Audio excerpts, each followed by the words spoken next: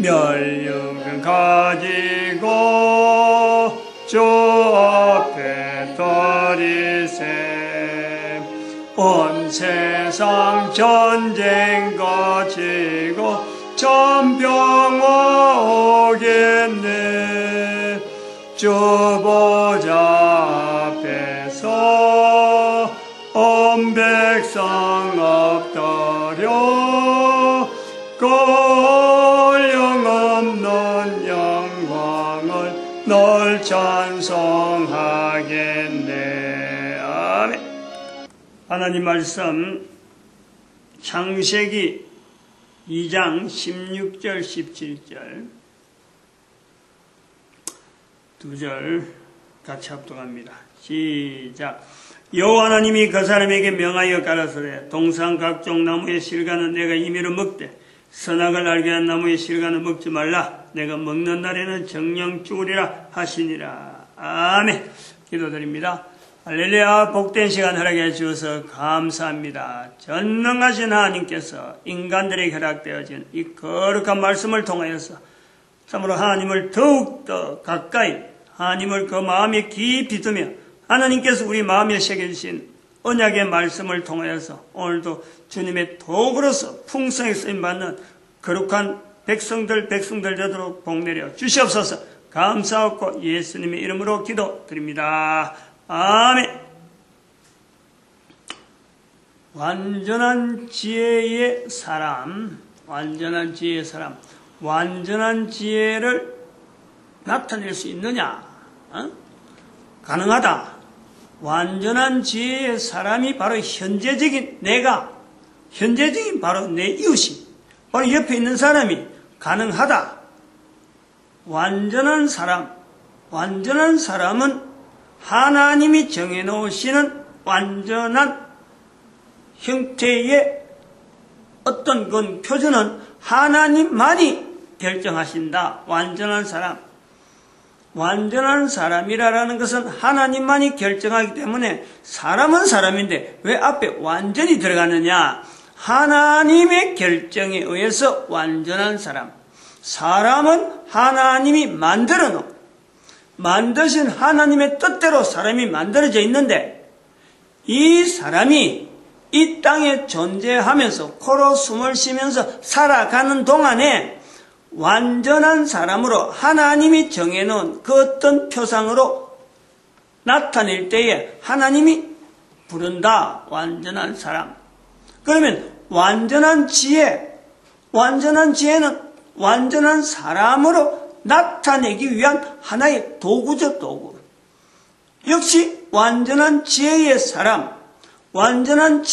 사람도 개인이 가능하다. 누구든지 가능하다. 왜 완전한 지혜의 사람이 누구든지 가능하냐?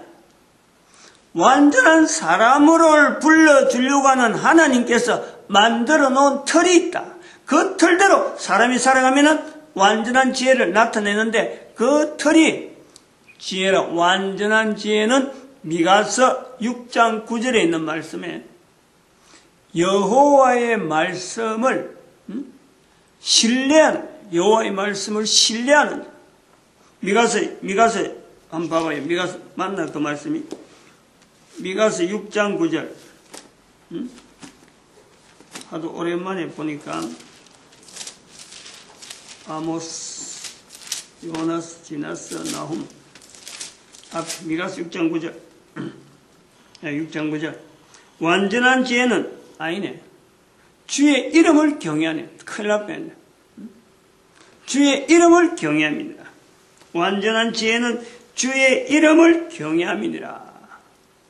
대단히 중요한 요소인데 그냥 완전한 지혜만 자꾸 이야기하다 보니까 미가서 6장 9절에 있는 완전한 지혜를 지향을 했지만 이것이 벌써부터 사람의 기억력이나 사람의 여러 가지 행동에 시간이 지나가면서 기억력 자체가 이게 또 다른 거로 대치되는 거예요. 바로 이런 부분이 우리 인간이 연약한 부분, 완전하다라는 것은 하나님께서 완전하다 하지 않으면 우리가 하여금 절대 내가요 완전한 사람이 될 수 없는 거예요.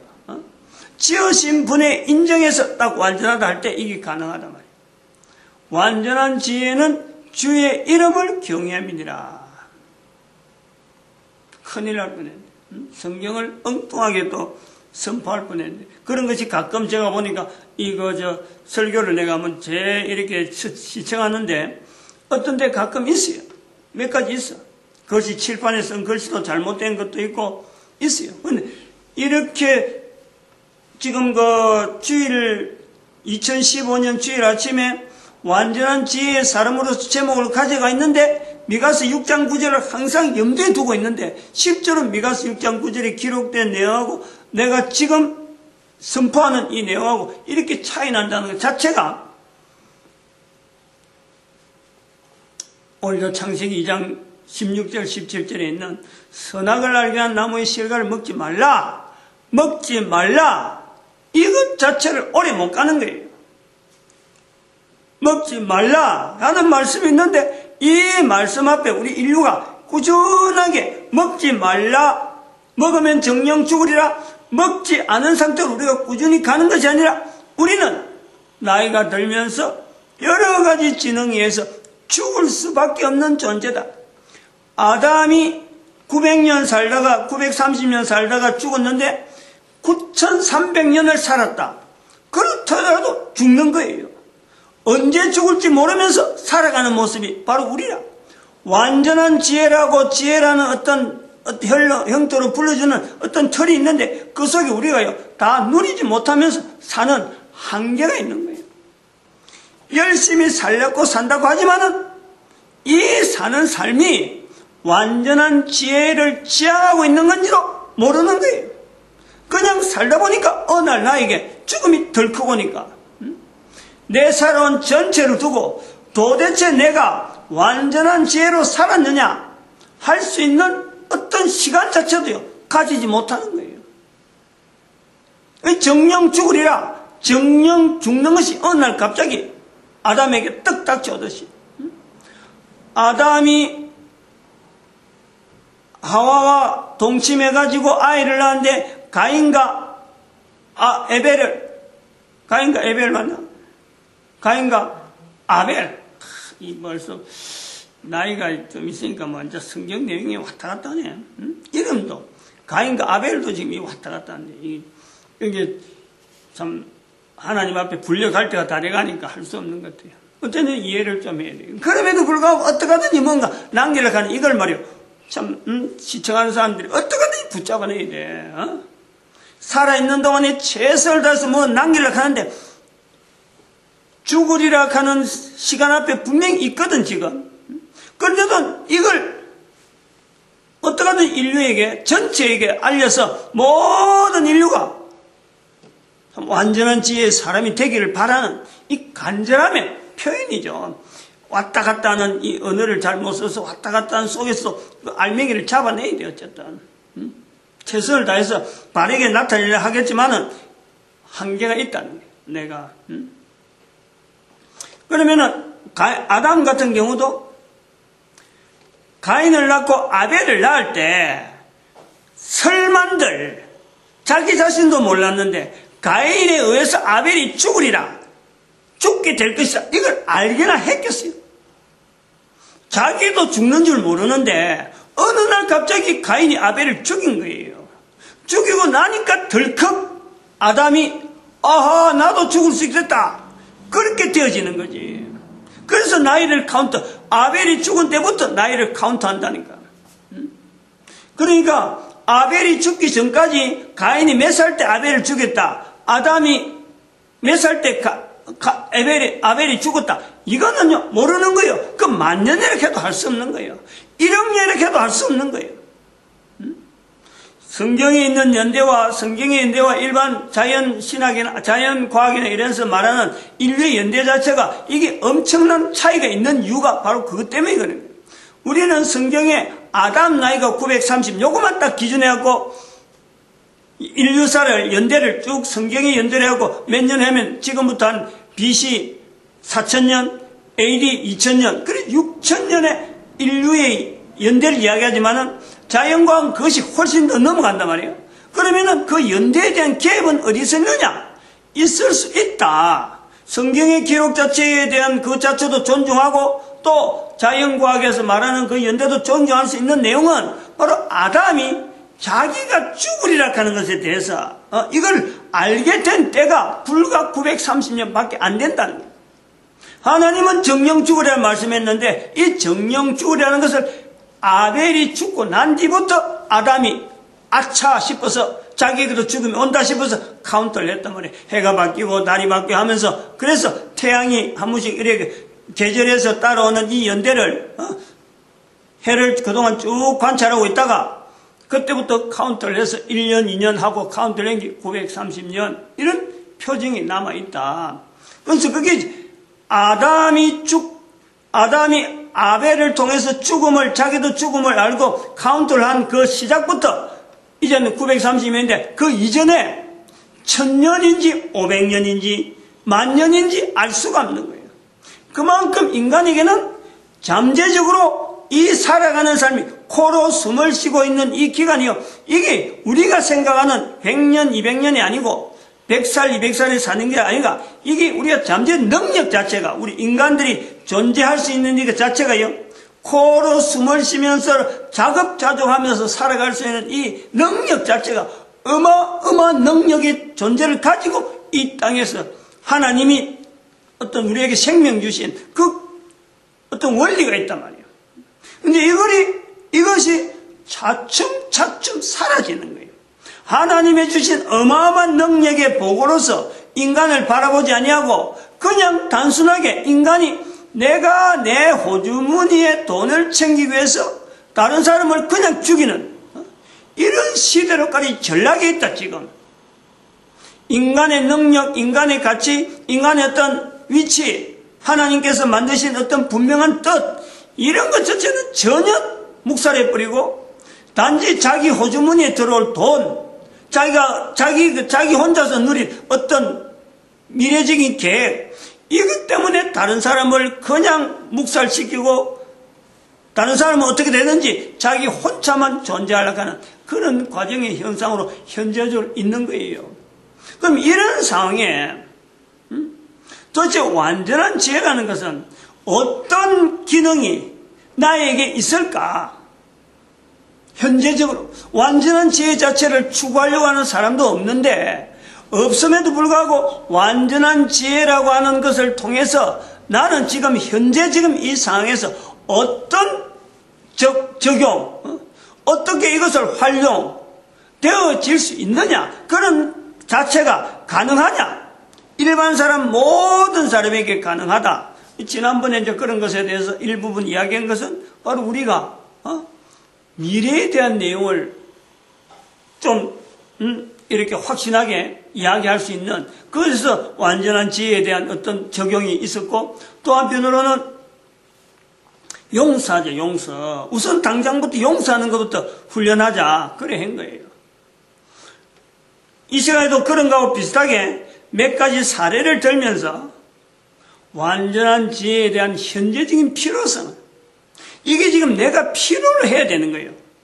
아무리 완전한 지혜 제목 하나는 완전한 지혜를 가지만 이 완전한 지혜라는 걸 가지고 서로 모든 사람이 서로 통용이 돼야 돼. 완전한 지혜 같으면 그 문제를 해결할 수 있다. 완전한 지혜의 사람 같으면 그런 문제는 이렇게 되어질 거야. 어떤 추정, 어떤 완전한 지혜에 대한 어떤 객관적인 어떤 범위 이런 것을 우리가요 적용을 하잖아요.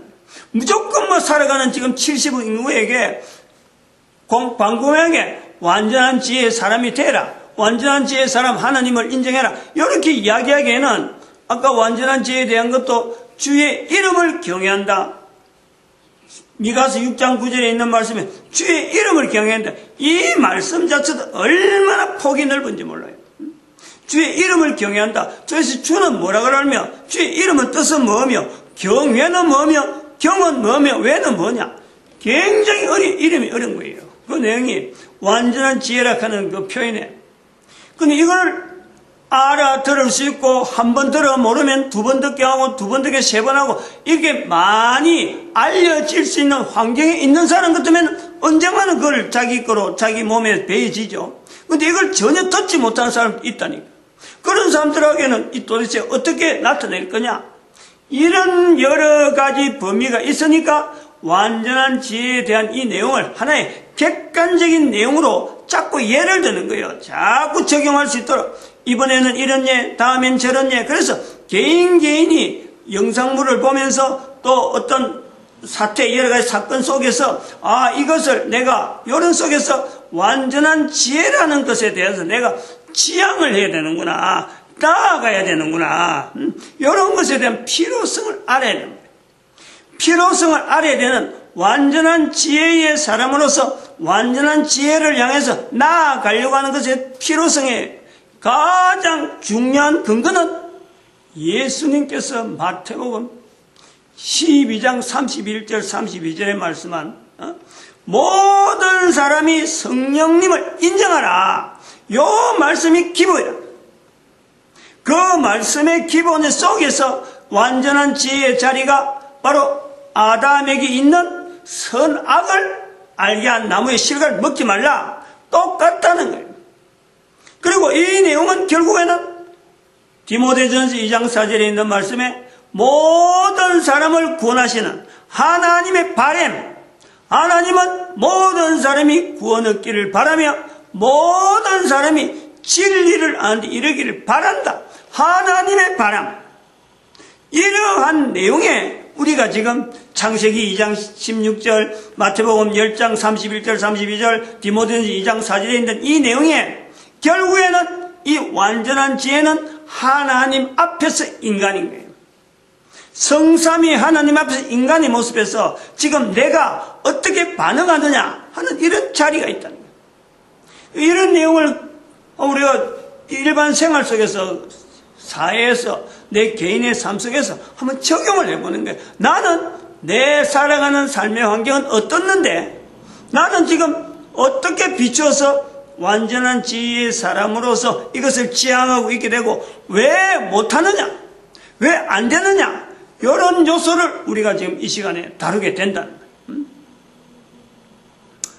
금오산에서 이번 금요일 날이죠. 2015년 5월 22일이죠. 5월 22일 금요일. 2008년부터 금오산에 올라가는데 금요일마다 금오산에 올라가서 2008년 3월 후반절, 3월 아마 중순 이후에부터 시작해서 지금 금오산에 금요일마다 올라가서 기도를, 오전에 올라가서 기도를 하는데 도착해가지고 좀 몸을 추스리고 분위기 좀 안정되게 만드는데 시간을 앉아서 깜깜히 생각하는 거예요. 일주일 동안 있었던 거, 앞으로도 있어야 될 내용들, 이런 걸 이제 기도에 들어가기 전에 먹을 거 다 먹고, 그 잠깐 간식도 좀 먹고, 좀 시간이, 힘이 좀 들어가야 되니까, 그래서 간식을 먹고 이래 있는데, 지금은 5월 이제 하반절 되니까 녹음이 막 짚푸른 거예요. 상당히 좀 많이 짙었단 말이에요. 전에는 앉아서 이래 고개를 조금만, 머리를 조금만 들면요, 저 밑에 길에 그가 탁 코너니까 길에 사람들이 올랐는데 머리가, 까만 머리가 보인다니까. 그래서 겨울에는 이래 내다보면서 지금 사람이 지나가구나 하고 위에서 볼 수 있어요. 근데 지금은 이제 그게 안 보이거든. 전부 다 입만 남지, 파란 입만. 보통 때는 일주일에 있을 내용만 이렇게 쭉 생각하면 돼요. 그 연상되는 내용만 해도 막 복잡하니까 하나의 줄기로 해라 쭉 엮여서 이것 다음에 뭐하고 이것 다음에 뭐하고 다음에는 다음 주는 뭐하면 좋겠다고 이런 거 이제 정리가 되는 거예요.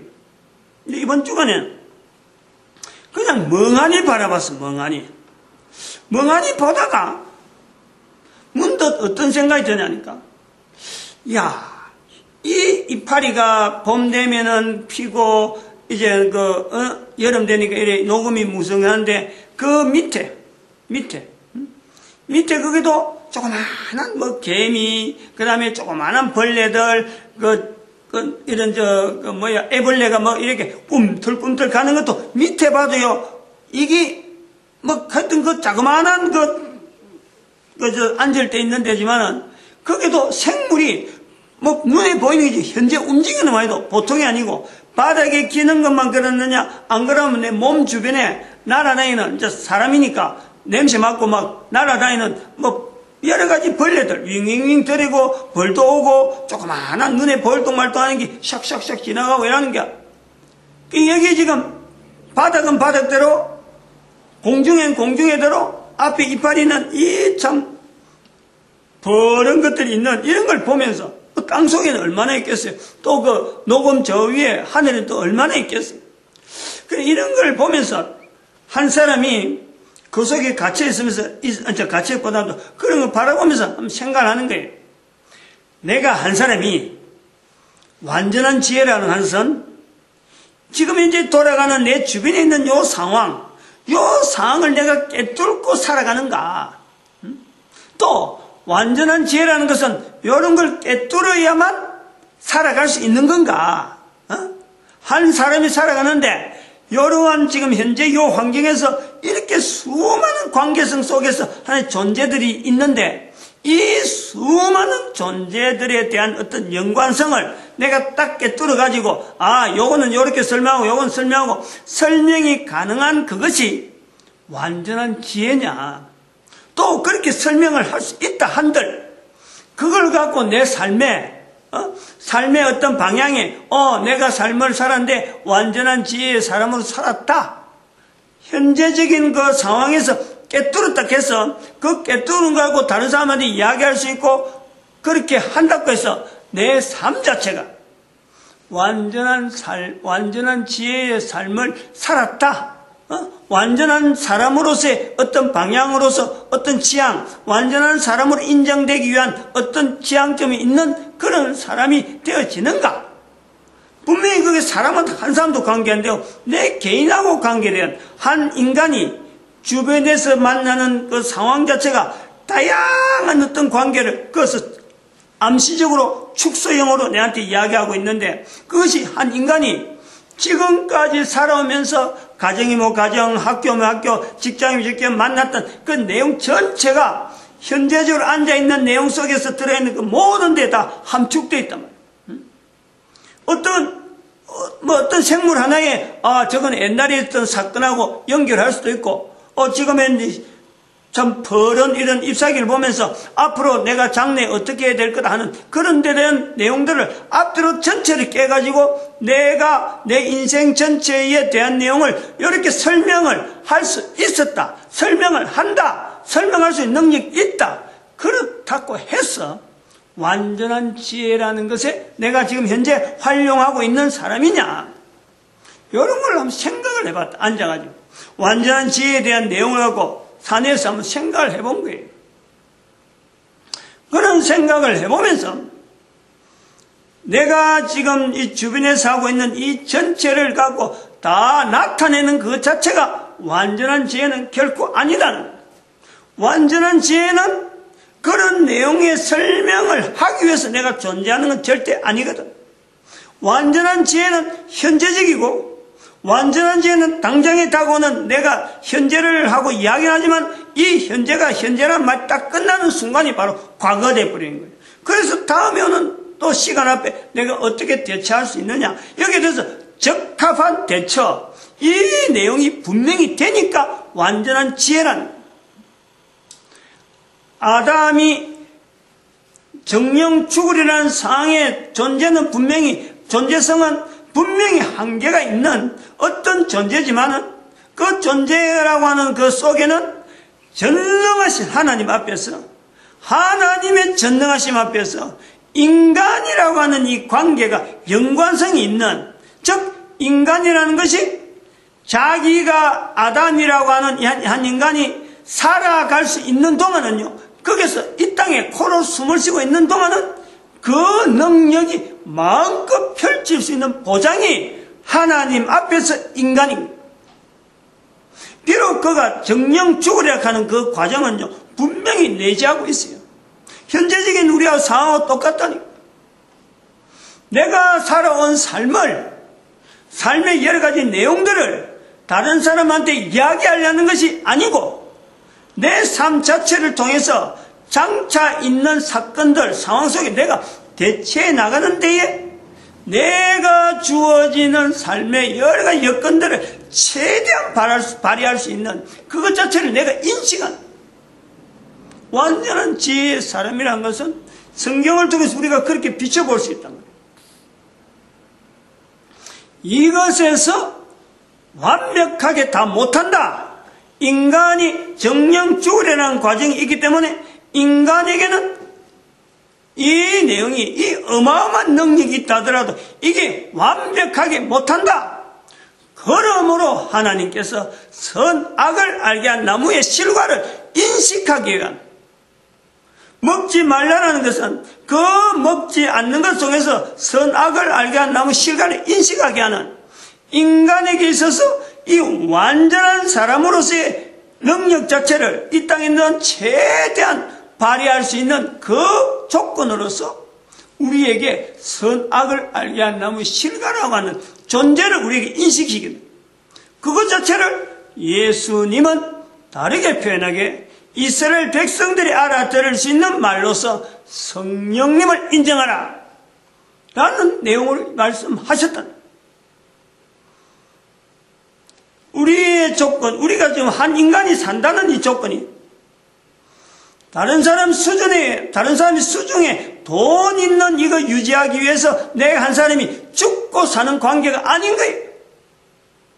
내 한 사람의 가치가 적어도 코로 숨을 쉬면서 존재되어지는, 숨을 쉬면서 존재되는 생물이 이 땅에 어마어마하게 많이 있어요.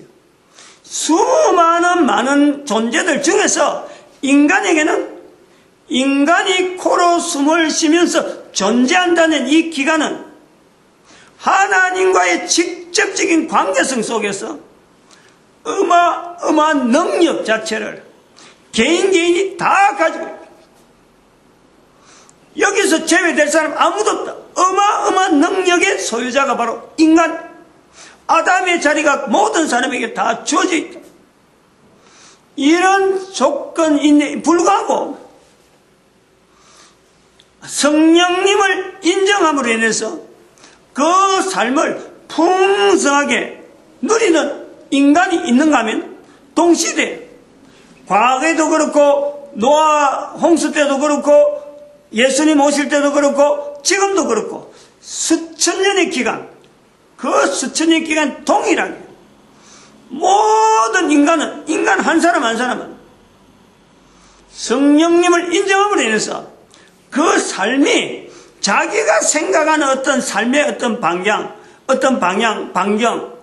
삶의 어떤 계획, 이것보다는요, 훨씬 자기가 생각했던 것보다 어떤 생각했는지 아닌지 모르지만 자기가 적어도 예측할 수 있는 어떤 범위에 성령님을 인정하지 않고 살아갔었더라면 나타났을 수 있는 그 사람의 반경, 그것보다는요, 상상도 하지 못한 어마어마한 상황이 자기에게 나타나는 것이 인간, 이게 모든 인간이 가능한 거예요.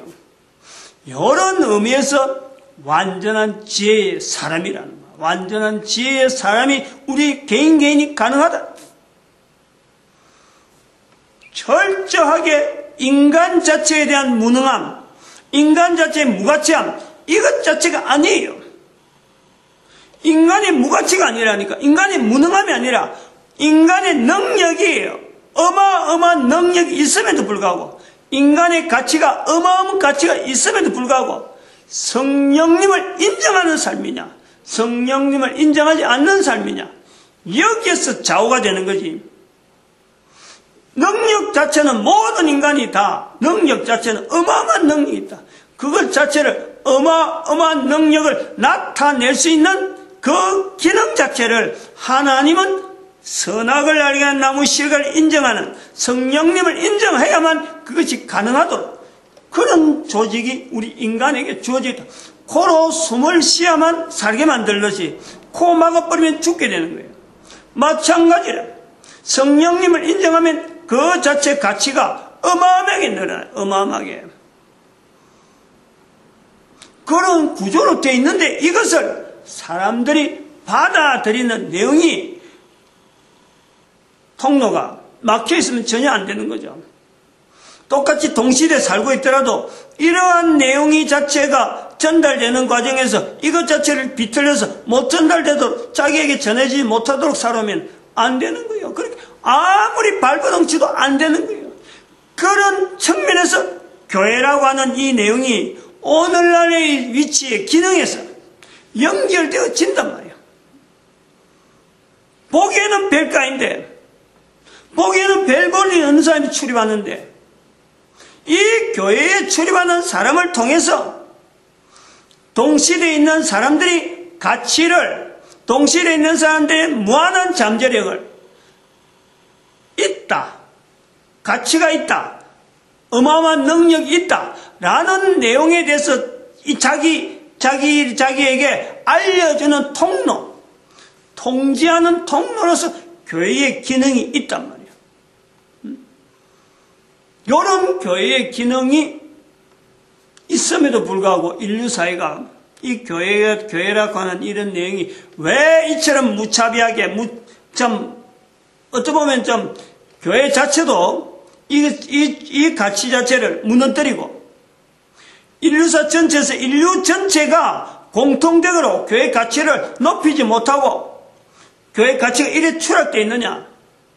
여기서 인류사의 그런 흔적에 바로 이런 요소가 지어질 수 있는 성령님을 인정하지 못하게 하는 분명한 요소로서 큰 문화적인 요소가 있다는 거예요. 문화적인. 인류사 속에 문화적인 요소가 있다.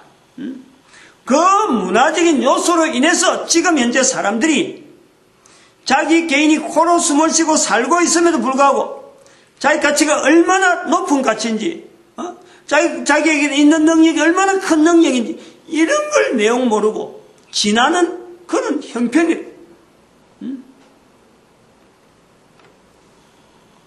이건희 삼성 회장을 한번 비교해 보면 돼요. 너무 비교가 되는 거예요. 대한민국에 조그마한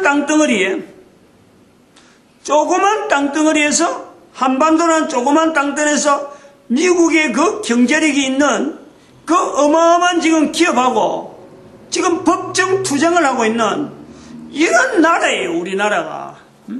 그 중심에 이건희 회장이 있단 말이에요. 그런데 이건희 회장은 지금 병상에 있어요. 그 한 인생을 걸쳐서 봐봐요.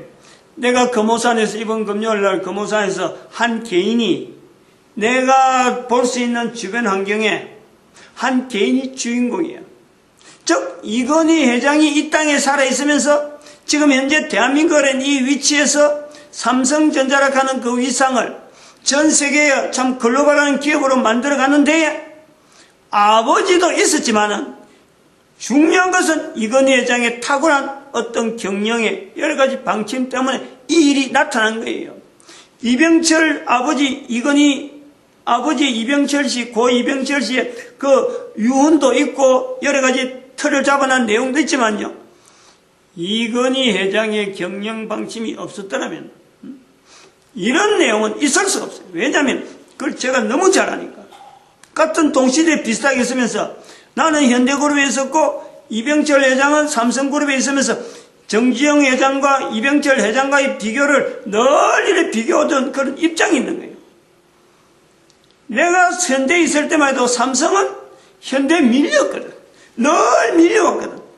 현대가 나타나기 전에는 삼성이 최고였는데, 근데 현대가 높아지면서 막 매출이 있으면서 막 큰 기업들을 운영하다 보니까 이 매출이 줄어드는 거예요. 삼성전자는 이름이 있었는데도 불구하고 힘을 발휘 못했어요. 내가 있을 때 그렇다니까. 내가 그 현대에 있고 막 이 기업 활동하고 할 때 힘을 할 때 그렇다. 그런데 어느 때 한 20년 전이나 어느새 삼성전자가 이건희 회장의 어떤 방침고 밀어붙이는 여러 가지 경영 여러 철학 때문에 이것이 되어진 거예요. 지금 물론 인류 문명기 가지고 핸드폰이 발달하고 이런 컴퓨터 발달하는 과정에서 어떻게 됐다지만, 아니 컴퓨터 접목하는 회사가 어디 이건희 회장만 있었어요? 대우는 없었고 현대는 없고 현대도 있었고 대우도 있고 효성도 있고 다 달라붙은 거예요. 우리나라 기업에. 조그마한 기업들 컴퓨터 된다까지 다 달라붙었다니까. 그런데 다 물리치고 삼성전자만 전 세계 컴퓨터로 하여금 온 인류에 보급한 미국의 굴지 회사하고 지금 경쟁하고 있는 거예요. 그러면은 한 인간이 우리가 분명히 이야기할 수 있는 것은 그 인생 전체를 그 기업을 경영하는데 몰두했다. 분명히 우리 이야기할 수 있잖아요. 그래서 그가 병상에 있는데 조금이라도 더 힘만 내 개인이 좀 힘을 보탤 수만 있으면요. 사실은 그래요. 생명을 더 연장시키고 싶으면 생각이 꿀떡 같아요. 그런데 성경에 있는 대로 정령 죽으리라 했기 때문에 아버지 이병철 씨가 죽듯이 이건희도 반드시 죽는다. 마음은 안타까워요. 같은 인간으로서. 최선을 다한 인생인데 어떻게 하면 그 인생을 좀 더 길게 만들어서 우리나라 기업이라든지 이런 영향 미치는 일에 좀 더 기여한 일을 기여하고 싶다라고 하는 건 개인적인 바람이라. 그러나 정령 죽으리라 이 부분 때문에 어쩔 수가 없는 거예요. 이게 분명하잖아요. 지금 이런 구조가 성경에 기록된 내용 자체가 내한테 적용되어지는 내용이 분명하단 말이에요. 이건희 씨에게만 분명하냐? 나에게도 그렇다는 거예요. 이건희 씨가 인생이 그렇게 충실하게 보냈느냐? 실적을 볼 때 충실하냐? 나도 그렇게 보낸 거예요. 나도 그렇게 보냈다. 내 마음 그렇게 보내느냐? 충실하게 보낸 사람 얼마든지 있어요. 나쁜 짓으로도 감옥에 있어가 간 사람 중에서도 사형선고 받은 사람 중에서도 자기 삶을 내가 충실하게 보냈다라고 말하는 사람 얼마든지 있어요. 완전한 지혜의 사람이 필요하다.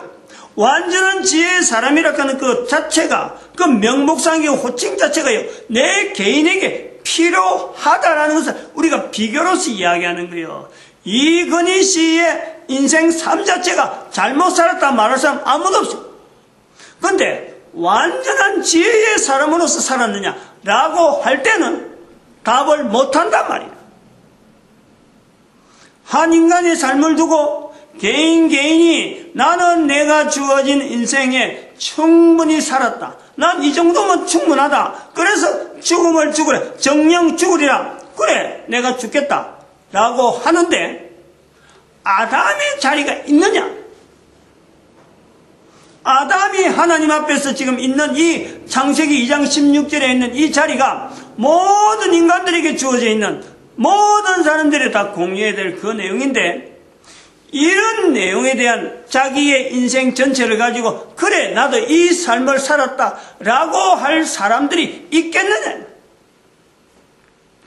완전한 사람의 모습을 이야기하는 게 아니고 완전한 지혜의 사람으로서 자기 한 사람의 살아가는 삶을 두고 이제는 죽으리라 하는 그 길목에 딱 앞에 놔놓고 죽게 되는데 도대체 이것에 대해서 내 인생이 삶에 대해서 다른 사람 다 충실히 살아가고 그 사람 있는 대로 다 충실히 가는데 내가 충실하게 삶을 살았다라고 말은 하는데 자기 개인은 그렇게 이야기를 할 수 있고 놈들은 그렇게 일반적으로 그렇게 할 수 있어요. 그런데 아담의 자리가 있느냐? 아담의 자리. 하나님과 관계에서 하나님의 하시는 말씀 앞에서 하나님 앞에 있는 인간에서 그 자기가 있는 능력 자기는 충실하게 살았다 하지만 이보다 훨씬 더 엄청난 능력을 나타낼 수 있는 그 한 인간으로서 자기의 존재를 엄청나게 높여서 가치를 어마어마하게 높일 수 있는 그런 인간으로서의 삶을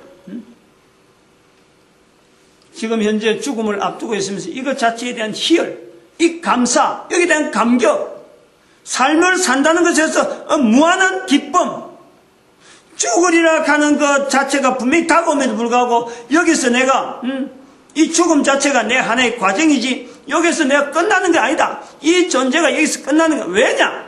하나님 앞에서 내니까 하나님이 계시기 때문에 나도 계속 있는 거예요. 단지 내 코에서 숨을 쉬는 이것에서는 이제 내가 환경이 바뀌는 거예요. 그럼 이런 자세로 이건희 씨가 있느냐? 답이 안 되죠. 애써간 거 아니에요. 애써가죠. 하나 대한민국의 참 일꾼으로 보면은 누가 대통령이 되어 그런 일을 하겠어요? 한 인간을 한 일로 치면 모든 국민들은요 영향 안 받는 국민들이 없는 거예요. 기업인으로서 때문에 삼성이라고 한 그 때문에 작년에 그 사람 재산 늘리기 위해서 그래 했다지만 재산이 있으면 뭐예요? 재산이 있으면 뭐예요? 자기가 죽는 죽음 앞에서 기쁨으로 정말 즐거이 내 존재가 순간에서 이렇게 숨 끊어 끝나는 게 아니라 하나님의 영원하심이 있기 때문에 내 존재도 영원하다. 나의 가치가 있는 영원한 가치에 대한 자기 존재에 대한 영원한 가치 그것 자체에 대해서 이 죽음 자체는 이제는 내가 할 일 내 하는 만큼 끝내고 다음에 할 수 있도록 내가 자녀들에게 내보다 더 나은 자녀가 되도록 축복할 수 있는 그런 자리가 있느냐? 요 비교를 할 때는 애석할 수밖에 없죠. 애석할 수밖에 없지. 그게 우리 문화라는 거예요.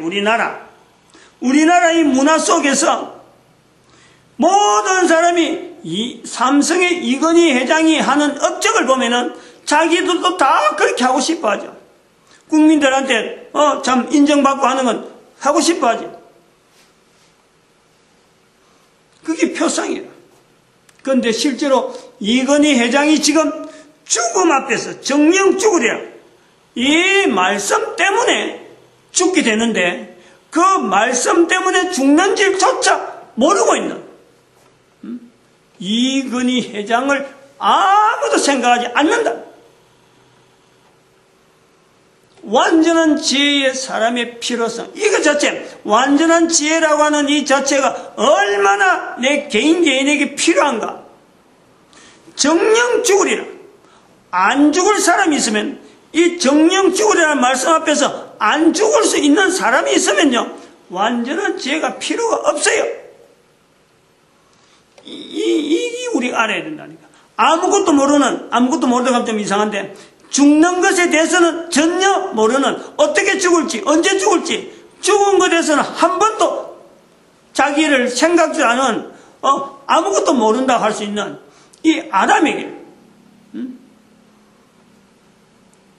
그 가치라는 것은 바로 아담이라는 그 자체가 자리에 있다가는 그 자체에 대한 가치는 하나님 앞에 있는 가치예요. 내 한 사람이 지금 이 땅에 코로 숨을 쉬며 살고 있다. 하나님이 나를 만들기 때문에 내가 사는 거예요. 그러므로 이런 내용을 통해서 우리 민족, 우리 국가 전체가 대통령이 이 내용을 이야기를 하는 거예요. 우리가 지금 이런 내용에 대한 표현을 일반화되지 못하기 때문에 대통령이 돼서 이 내용을 이야기를 해야 될 사람이라 안 그럼 기업을 하는 이유가 바로 이걸 하기 위해서 알려주는 사람이냐?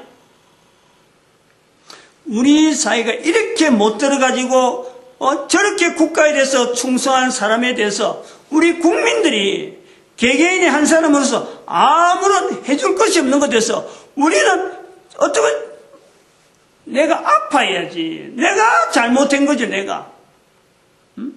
대통령이 해줄 일도 아니고 그럼 누가 해줄 거야? 그런 문화가 없다는 우리 국가의 국민들의 책임이라는 거예요. 아니 대한민국을 이렇게 한 30년 사이에 이렇게 변화시킨 한 사람이 죽으리라는 말씀 앞에서 지금 정령 죽어가고 나도 죽어가는데 누구든지 죽어가는데 어떻게 이 말을 한 사람의 가치가 여기서 끝나는 게 아니다. 또 지금 당신이 열심히 했지만 그보다 더 어마어마한 능력을 썼는데 이 능력이 있는데 그것밖에 못 쓴 거다. 이렇게 이야기해 줄 수 있는 이런 환경이 안 된 우리나라의 국가의 하나의 문화 속에 이게 있다는 그러면 이거는 국민들의 책임이지. 이런 내용 자체를 가지고 국민 전체를 대표해서 우리가 잘못했다라고 할 수 있는 기관이 바로 교회라는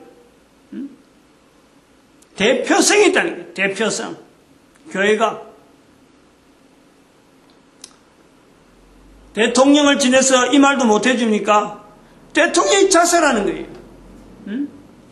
대통령이 돼서도 이 말 못 해주니까 자살하는 대통령을 지낸 사람이 자살하는 이런 사례를 우리 민족이, 우리 문화가 가지고 있다는 거예요. 이걸 우리 국민들이 자각을 해야 돼. 안타까워야 돼. 애따라야 돼. 애따라야 돼. 예달프게 생각해야 돼. 장래 우리가 어찌할 거지? 내 후손들이 어찌할 거지? 내만 뭐 이렇게 하면 되나요? 삼성의 이건희 회장 타게 되면은 어떤 변화가 올 것이다. 나는 그동안 잘 누렸으니까 내 자손들 아무렇게 하면 되겠다. 그렇게 하면 되나요? 대통령을 지낸 사람이 자살했다. 동시대에 있던 사람 자살하니까 내 맘만 몸만 치르면 되나요? 내 후대 세력도 어찌할 거냐? 어떻게 할 거냐라는 현상이 지금 정치하는 사람들 봐봐요. 대통령으로 지내다가 죽은 사람의 유언을 붙잡고 지금 정치를 하겠다는 이런 엉터리 같은 일을. 세계가 어떻게 변화되는지 모르는데 앞으로 나갈 일만 해도 정신없이 적용을 해야 될 일들이 많은데 과거에 있었던 대통령, 이미 죽은 영향이 아무도 발휘할 수 없는 죽은 사람이 이름 걸고 그 어느 대통령의 유언에 따라서 당 색깔을 어떻게 해야 되는데 우리 정치 색깔이 어떻게 해야 되는데 아니 어떻게 이런 말을 하는 이런 정치가들을 국민들이 수용하는 이게 우리 국민들의 책임이라는 거예요. 국민들이 자각을 해야 돼요. 국민들이 정치한 사람 정치 발해라 정부에 대해서 손을 벌려고 이거 내놔라 저거 내놔라 할 것이 아니에요. 내 한 사람이 삶에 대해서 내가 얼마나 충실하게 이건희 회장만큼 충실하게 그것보다 더하게도 살 수 있는 것이 우리의 능력인데 이건희 회장인 절반이 아니라 100분의 1, 1000분의 1도 못하는 자기 삶을 두면서 국가에 대해서 정부가 어떻게 해야 되고 정치가는 어떻게 해야 되고 정치가 비난하고 국가 정부 비난하고 자기가 살아있는 환경인데 그 환경 비난해갖고 어떻게 하겠다는 자기는 아무것도 안 하고 이게 우리 국민의 수준이래. 국민의 수준.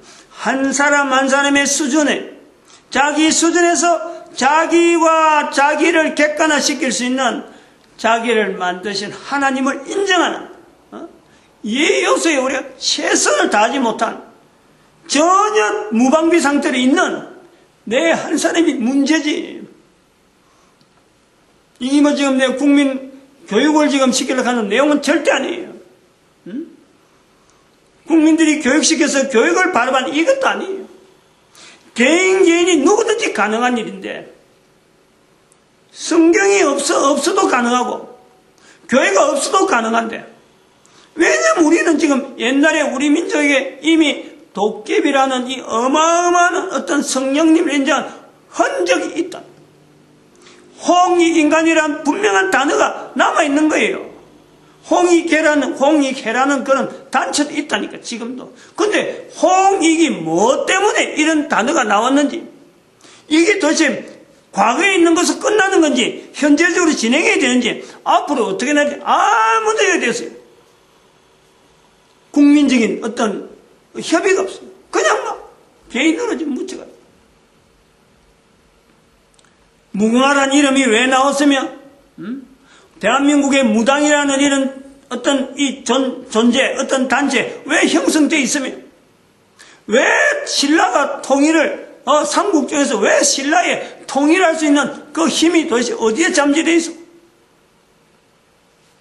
한글은 왜 나왔으면, 왜 한반도가 이렇게 반도에서, 바로 옆에 태평양 바다에 한쪽에는 큰 대륙을 이렇게 딱 쥐고 있는 그런 형상으로 있느냐?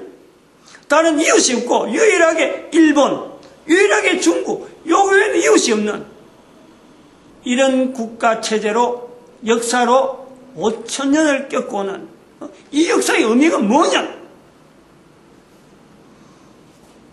이런 것에 대해서요, 국민들 한 사람 한 사람이 최선을 다하는 인생에 자기 삶을 최대한으로 효율적으로 높이는 그 과정에서 완전한 지혜의 사람을 지향하면서 그걸 지향하면서 우리의 역사 속에 내가 현재 존재하고 있는 이 환경에 대한 이해, 이것 자체를 대해서 바르게 인식해야 되는 중에 인류 전체가 흩어지는 개인에게 과거의 버릇에 대해서 내가 나쁜 버릇이 잠재되어 있으면 바른 길 가기가 찾기 힘들고 우리 문화 자체가 나쁜 문화로 되었으면 내 한 개인이 그 문화 속에 섞여갖고 내가 바르게 될 수 있게 힘이 들어요. 그런데 인류사 전체의 영향에서 내가 영향을 받아가면요 정말 할 말 없는 거예요. 비교할 내용이 없단 말이에요. 그런데에 어떻게 보면 하나의 빛으로서 우리에게 비추는 하나의 기준, 하나의 어떤 통로, 그걸 통해서 인류사 전체가 어떤 형성되면서 그것을 통해서 인류가 잘못된 방향으로 갈 수밖에 없도록 남겨져 있는 흔적, 그것을 우리는 헬라 문화.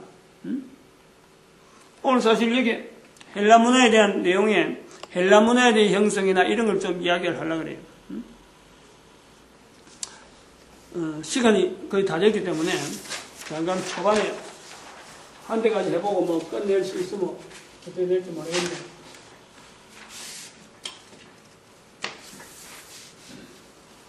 인류 역사하고 겨냥을 해가지고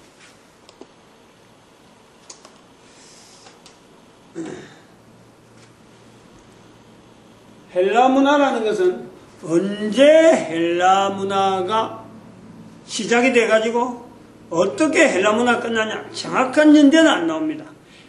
로마 제국의 흥망은 연대가 나와요. 그런데 헬라 문화 다음에 로마 제국 문화다, 로마 문화다 하는 것까지는 이렇게 익혀져 있는데 이거 안 된단 말이에요.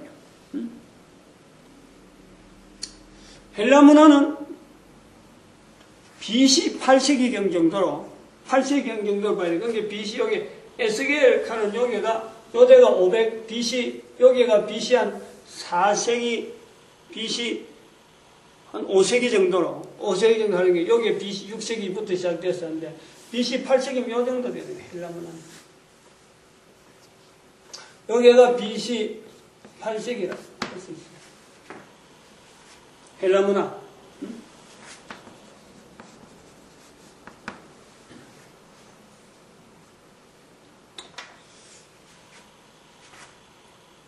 이 헬라 문화가 언제 어떻게 그러면 사라지느냐?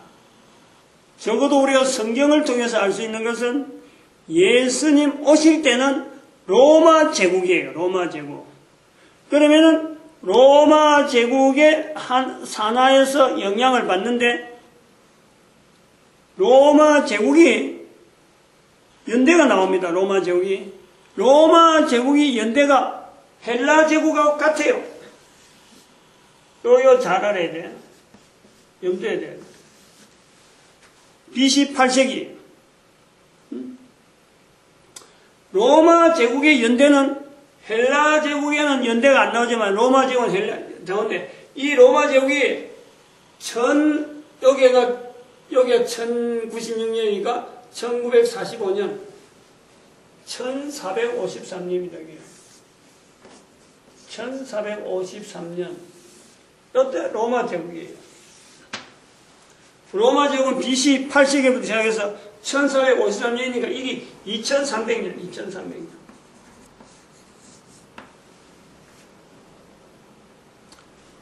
BC 8세기에서 1453년이니까 800년하고 1450년 더하면은 2300년 나온단 말이에요.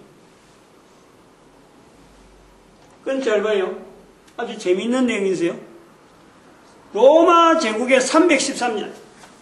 여기가 313년. 313년에 로마 제국이 기독교를 인정합니다. 이 사건을 자세히 봐요. 313년으로 쭉 내려오면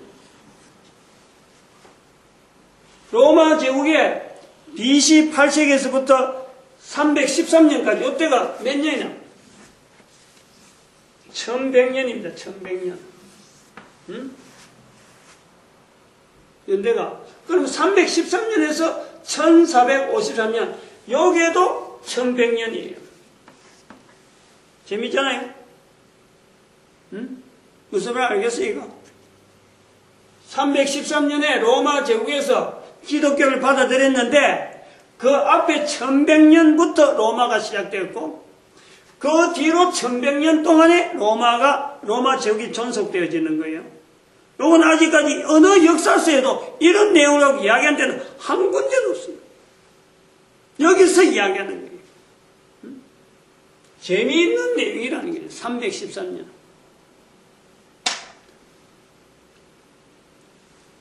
이건 조금 이렇게 해서 영향을 보는 게 로마 제국. 그러면 로마 제국의 1100년이 지나면서 기독교를 받아들이고 또 1100년 지나서 로마가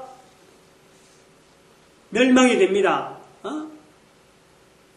그리고 지금 현재 1453년이니까 지금은 550년 정도 지난 거예요. 550년. 로마 제국의 멸망하고 550년밖에 안 지났다. 그러니까 지금 현재 모든 인류는 로마 제국의 영향에 아직까지 영향이 있다는 거예요. 로마 제국의 영향이 그게 묻혀 있는 거예요.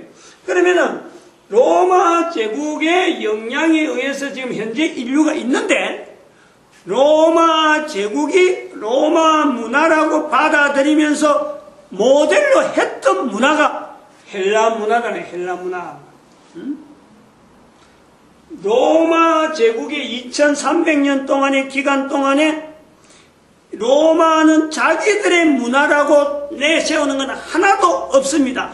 정책이 그래 한 거예요. 우리는 헬라 문화의 계승자다 이라지 새로운 로마 문화를 너희들 알아라 이런 건 한마디도 없어요. 단지 로마는 통치, 기존에 있는 문화 그대로 수용하면서 통치하는 데만, 넓은 땅을 통치하는 데만 발달해 있는 거예요. 즉 법체제가 발달되다. 법체제. 로마는 법체제예요. 지금 행정력이라든지 전 국가가 지금 어떤 조직력, 국가적인 행정력을 갖춰서 이런 나온 건요, 전체가 다 로마 제국의 영향이다. 이렇게 봐요. 행정이 그렇고 정치력이 그렇다면요, 그러면 로마가 가지고 있는 문화, 뭐를 가지고 자기들은 문화를 이렇게 나름대로 문화 활동을 했느냐? 바로 헬라서부터 넘어오는 이 헬라 문화를 그대로 따라하는 거예요. 헬라 문화가 형성이 같은 BC 8세기가 되더라도 로마 문화는 이태리, 지중해 이태리거든요. 헬라 문화는 지중해, 같은 지중해라도 이태리가 아니고 완전히 동쪽이죠. 그리스 쪽이란 말이에요. 그리스하고 이태리는요, 우리는 그냥 이웃나라가 돼도 이웃나라가 아닙니다. 아주 멀리 있습니다. 멀리 있는 나라임에도 불구하고 헬라 문화를 로마의 문화로 받아들이는 정책을 통해서 로마가 기존의 헬라 문화를 말살 정책을 쓰지 않는다는, 말살을 하지 않아요. 그걸 그대로 개성해갖고 우리는 헬라 문화의 보급자다 그래. 오히려 헬라 문화의 개성자면서 헬라 문화를 더 다른 사람한테 알리는데 우리가 하겠다. 그 자리를 스스로 받아들이는 거예요. 이 영향이 어디서 나오느냐? 왜 헬라 문화라 하는 이런 문화를 가지고 로마 제국이 제국 전체 정책에 헬라 문화를 알리자 하는 내용이 왜 나오느냐? 연대적으로 따지면 거의 아마 BC 4세기경이에요. BC 4세기경으로 보는데 여기가 요 내용이 BC하고 AD하고 갈라지는 요 부분이니까 BC 4세기경으로 되어지는 이때 알렉산더 대왕이 나옵니다. 알렉산더 대왕이 전 유럽이고 유럽을 통합하면서 유럽 쪽에 동쪽이죠. 동쪽을 통합하면서 페르시아까지 점령하고 인도까지 넘어오는데 알렉산더 대왕이 주창했던 내용이 뭐냐면 헬라 문화를 개성시키고 헬라 문화를 보급한다. 이런 구호가 나온단 말이에요.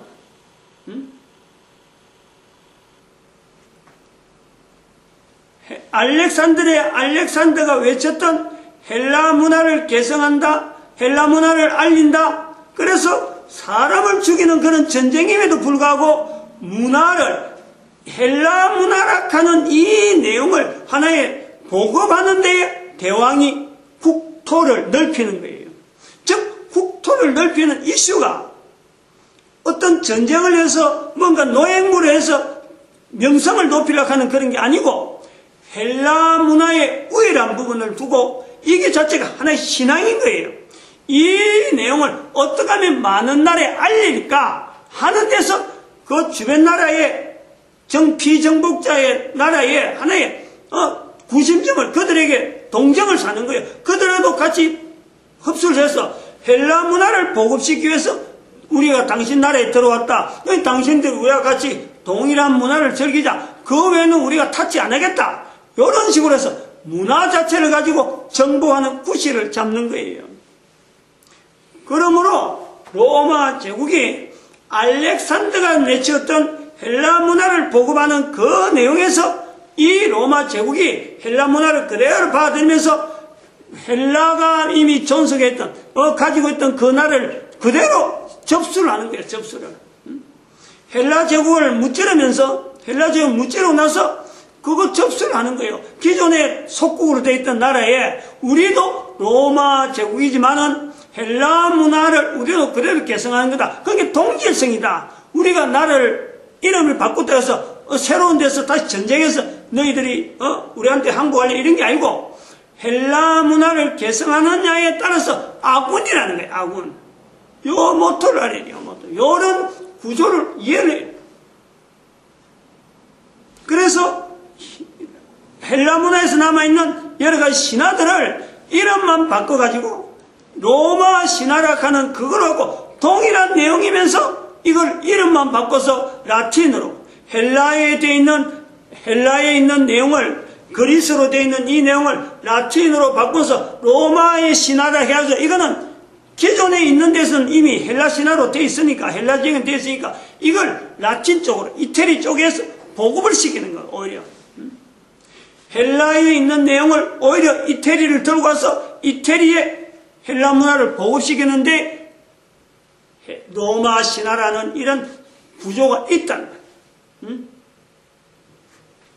그러면은 우리가 여기서 또 살펴야 될 게 그럼 도대체 헬라 문화란 알렉산더가 나타내려고 하던 헬라 문화는 어떤 내용이 있어서 오늘날의 성경에서 나타내려고 하는 개인의 요소에 성령님을 인정하려고 하는 이 부분에 성령을 인정하는 부분에 헬라는 이거 자체를 묵살시키는 신화로 남겨지는 이런 내용이 있는데 적어도 BC 8세기라고 하는 이 내용은 도대체 왜 헬라의 이야기를 할 수 있느냐. 여기 버금갈 수 있는 내용 하나가 헬라 문화의 기초라고도 할 수 있고 헬라 문화의 어떤 중심이라고 할 수 있는 아주 중요한 책이 있는 거예요. 책이. 이게 호메로스라고 하는 호메로스라고 하는 이 사람이 지은 책에서 일리아드라는 책이 있어요. 일리아드. 그 다음에 오디세이아라는 책이 있어요. 세이아. 두 책이 있어요. 여기 8세기경의 기록이라는 문서가 희귀할 때 이게 어마어마한 분량의 책이 있다 보니까 이 책에서 나오는 일리아드라는 책이 뭐냐면 결국은 트로이 목마 사건이에요. 트로이 목마. 페르시아하고 전쟁에서 이게 그리스군하고 전쟁에서 나타난 싸움인데 트로이 목마락한 내용이 트로이 목마에 대한 내용이 일리아드에 기록되어 있고 그 다음에 오디세이아라는 것은 이 트로이 목마 전쟁에 참여했던 그리스군 중에서 오디세이라고 하는 어떤 영웅이 다시 집으로 돌아오면서 어떤 그 평정, 자기 주변에 여러 가지 정적들 평정하고 그 다음에 어떤 그 영향을 이 책에 있는 내용이 저자가 가지고 있던 내용을 갖고 사회의 어떤 여러 가지 구도에 기본이 되어 있는 질서, 가치관 이런 것이 요 안에 들어있단 말이에요. 이걸 통해서 저 BC 8세기경에 기록되었다고 할 수 있는 저 책이 헬라 문화를 형성하는 일종의 경전이요, 경전의 자리에 있다는 거예요. 거기에서 나타나는 문학가의 일종에서 저런 호메로스가 기록을 했는데 이것을 후대 사람들이 경전화하는 과정에서 헬라 문화라고 하는 이 문화가 형성되어지는 거예요. 오늘 여기까지 하겠습니다. 마치겠습니다. 기도드립니다. 할렐루야.